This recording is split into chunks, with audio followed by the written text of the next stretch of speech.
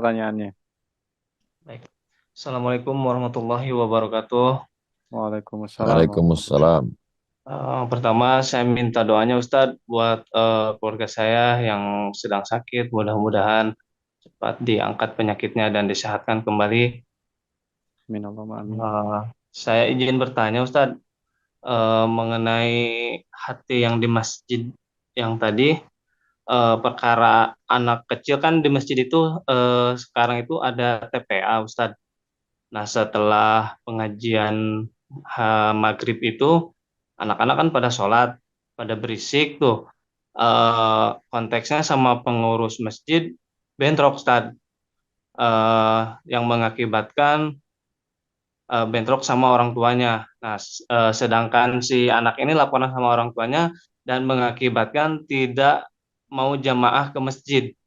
Nah, ini hukumnya bagaimana saja? Apakah pengurus ini berdosa atau orang tua yang berdosa, Ustaz? Terima kasih, Ustaz. Assalamualaikum warahmatullahi wabarakatuh. Waalaikumsalam. Pengurus masjid sama orang tua duduk. Wa amruhum syura bainahum. Orang beriman memutuskan perkaranya dengan musyawarah. Duduk. Buat undangan kepada bapak-bapak, ibu-ibu, pengurus masjid, kita duduk bersama. Judulnya mau dibawa kemana hubungan kita ini? Mau dibawa kemana anak kita ini? Kalian pengurus akan mati semua pengurus. Nanti potongkan ini jawaban saya ini, kasih ke pengurus. Kalian semua pengurus-pengurus sudah tua, mati kalian nanti semua. Bapak-bapak pun kalian mati juga semua.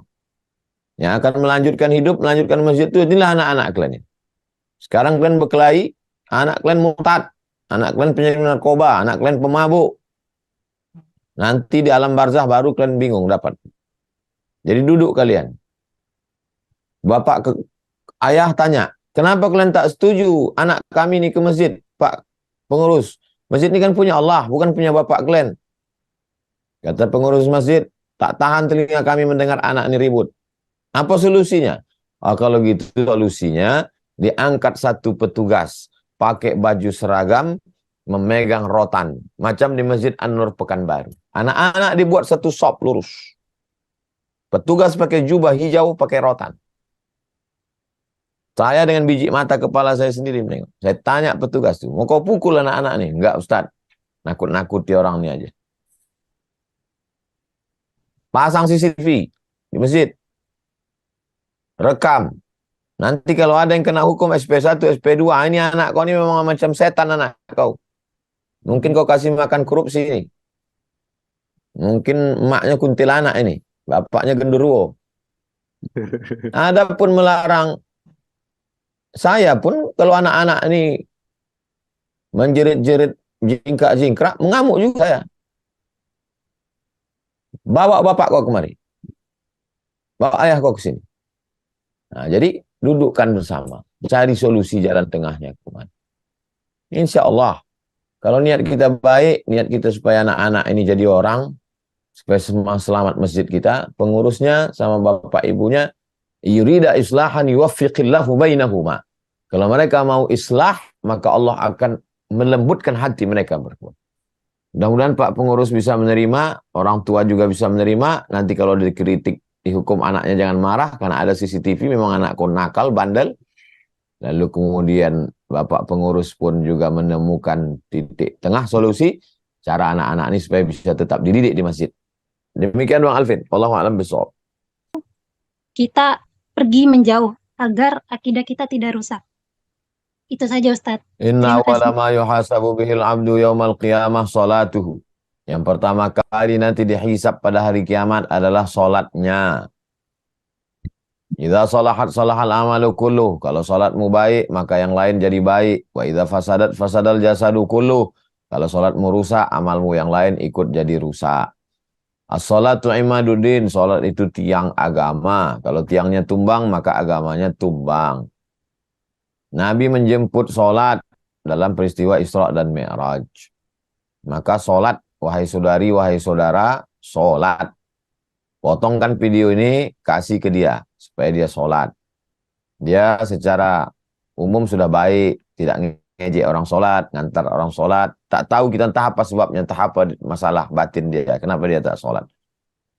Itu yang pertama. Kalau sanggup ngomong sama dia. Tak sanggup ngomong sama dia, potongkan video ini, kasih ke dia. Doakan. Doa silahul mu'min, doa senjatanya orang beriman. Kalau dia ada pertanyaan, kasih. Tuliskan, kirim ke Bang Alvin. Nanti kita jawab Rabu depan. Selasa malam Rabu depan. Adapun menjauhi dia, Nabi tidak menjauhi Abu Talib. Sampai malaikat maut datang, dia tetap mengajak. Tetaplah mengajak. Sampai kapan kita ngajak orang ini? Sampai mati. La ilaha illallah. Laqinu mautakum. Talqinkan ke telinga orang yang mau mati. La ilaha illallah. Gak ada hadis mengatakan karena dia nakal tak sholat maka tinggalkanlah dia. Enggak. Kita suruh talqinkan walaupun dah mau sakratul maut. La ilaha illallah. Supaya paling tidak dia mati husnul khatimah. Tidak pernah berhenti. Ayyadiyallahu bika rajulan wahidan. Satu orang dapat hidayah karena mulutmu, karena lisanmu, karena doamu, karena zikirmu, karena perbuatanmu. Khairun, lebih baik. Min humurin na'am, daripada seekor unta yang merah, kendaraan termahal.